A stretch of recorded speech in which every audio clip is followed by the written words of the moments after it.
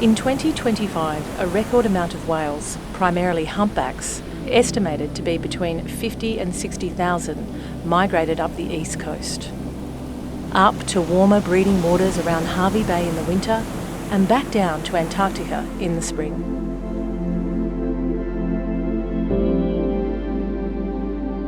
A 10,000 kilometre round trip migrating to the warm, shallow waters of Queensland that provide the ideal birthing conditions for the breeding whales.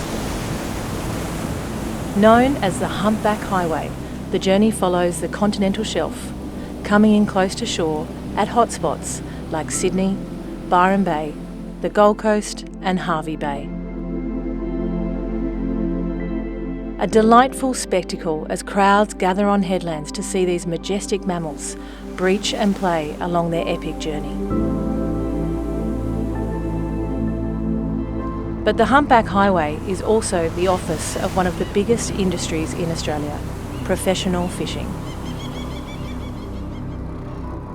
Worth an estimated $1.2 billion and employing thousands of Australians.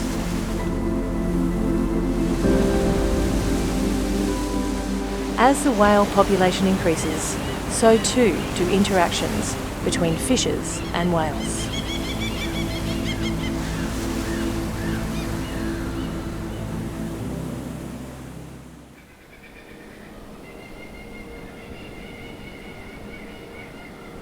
My name's Danny Stewart, commercial fisherman out of Coffs Harbour, fish trap and I also lobster trap.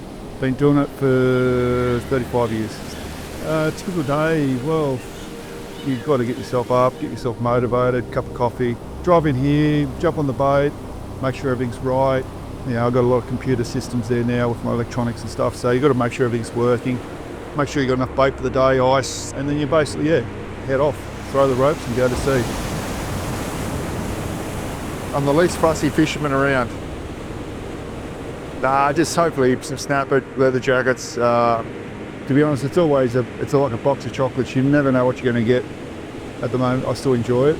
I'm second generation, so I follow my father. Now I've got my sons working with me, trying to work out how to keep the business going, how to protect the industry. We've had our crack at it. I just want to make sure it's there for the next generation.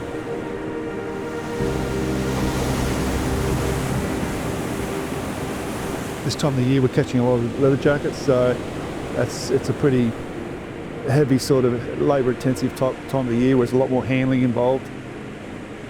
Well, you're always looking over your shoulder for the whales.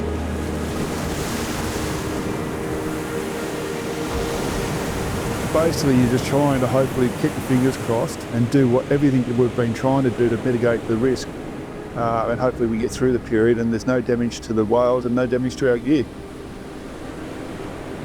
It's a hard process because there's so many whales out there now and they've been coming back more and more each year. They're not afraid of us anymore. They used to stay away from us, but now they're so used to having contact with the whale watching boats.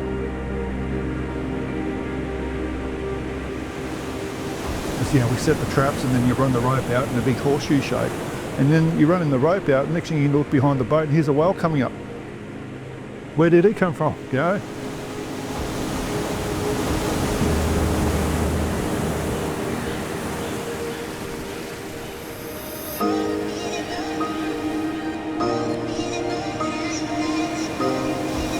So OceanWatch is running the East Coast Whale Entanglement Mitigation program. We've been running it now for around 5 years. It's really about fishers getting involved in mitigating impacts on humpback whales on the east coast of Australia. This is a massive conservation success story. Seeing this incredible increase of number of whales in the water is something the fishermen are watchful of, they're really excited about, but it also brings complications to their business and how they operate on water. And so this project is really looking at how can we make sure that there's safe passage for the whales, but also safe passage for the fishermen. That's really crucial. So getting fishermen involved in this project is really about finding ways to coexist. So that's why trialling gear, trialling new technologies that may work is really vital, because every fishing vessel operation is really quite unique. There is no one size fits all here. And so the work that we're doing is really quite an investigation into what gear is available, what gear do we need, who has it, where is it being trialled elsewhere in the world. So those international partners are actually important as well.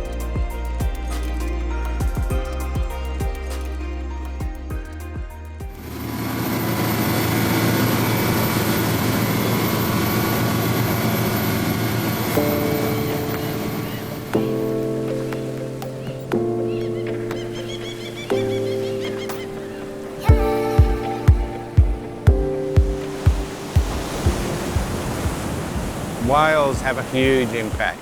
We've got whale rope on the gear so that the gear sits on the bottom of the ocean. I've had times before we started using the whale rope when I've had all my gear cut off.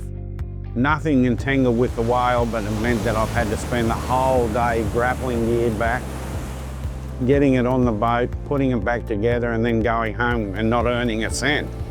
We've also got that danger of one breaching. I've had them breach so close to the boat where they can actually land on you. You've also got the worry with the Byron Bay being just there, that you've got eyes on you all the time from the general public. And I think they sort of perceive us as the bad guys, and we're not. Fishermen don't want to entangle whales. That's the last thing we want to do.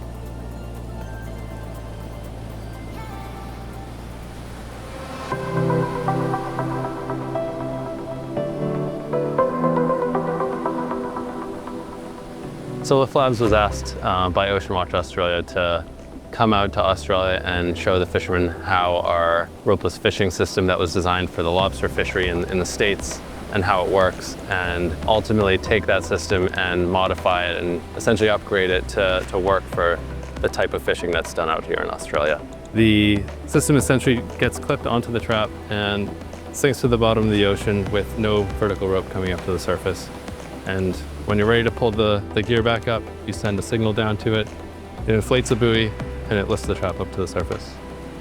We're trying to find a way of keeping the ropes out of the water column, and this method will keep the ropes basically on the bottom. So hopefully there's no way that whales can get tangled in the ropes, in the traps. It's more just trying to work a system out that suits your boat, suits the way we have everything set up.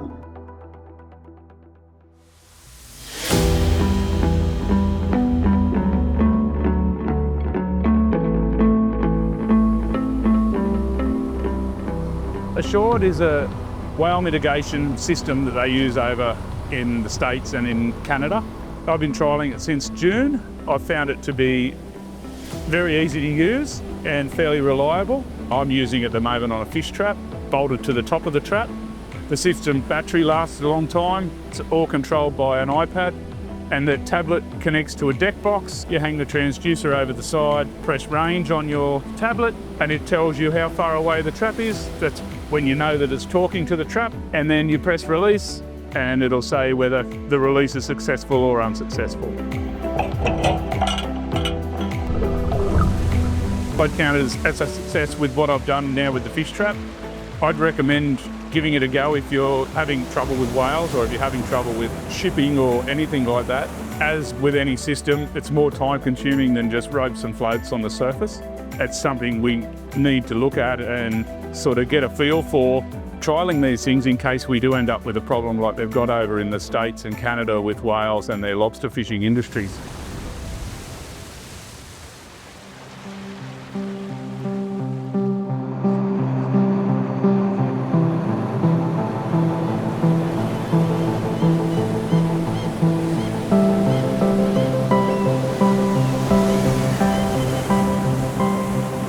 My name is Noel Albert Gogley. I've been fishing for 54 years. My father started fishing in 1932 and taught me how to fish when I come into the fishing industry in 1971. Now I've got our eldest son, Daniel. He's been with us 30 years. And our youngest son, Phil, he's been with us for 2 years now. A galvanic time release, the ones that we're using, they call them N6s. So the idea of this is that we sink our ropes so that the ropes aren't floating on the surface. stops ships from cutting them off, whales from getting tangled in them. This sits about 30 or 40 metres above the ocean floor. We put 2 floats inside this bag. We'll make sure that we coil the rope neatly so that when it comes out of the bag, it doesn't tangle itself. So those 2 floats go in there. They create pressure on the GTRs, or galvanic time releases. These ones are set for about 15 days, and then that'll send the floats up to the surface once this GTR dissolves.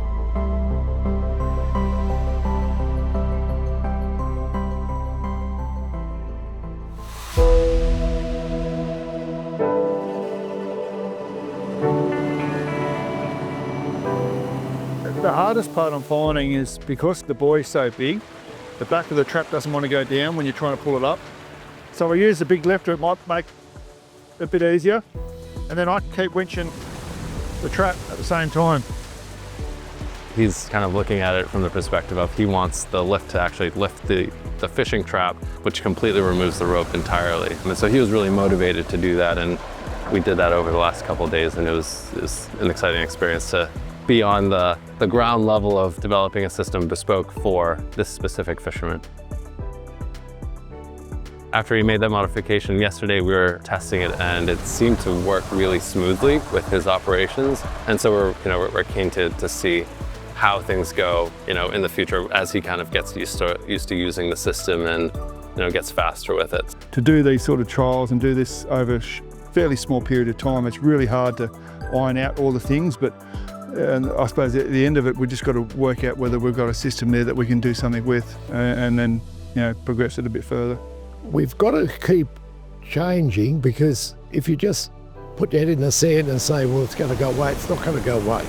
So for us to be able to keep lobstering for the season, when the whales are here, we've got to start doing something to make sure that we're environmental friendly, because the last thing we want to do is have a resistance from the public that we're out there so-called entanglement whales all the time. We're having a good success rate of getting gear back. With the whales changing their habit is a bit of a concern. They're outsmarting us. The galvanic time releases, they've been a lifesaver for the industry, and hopefully that we're going to be able to keep up with the smart whales.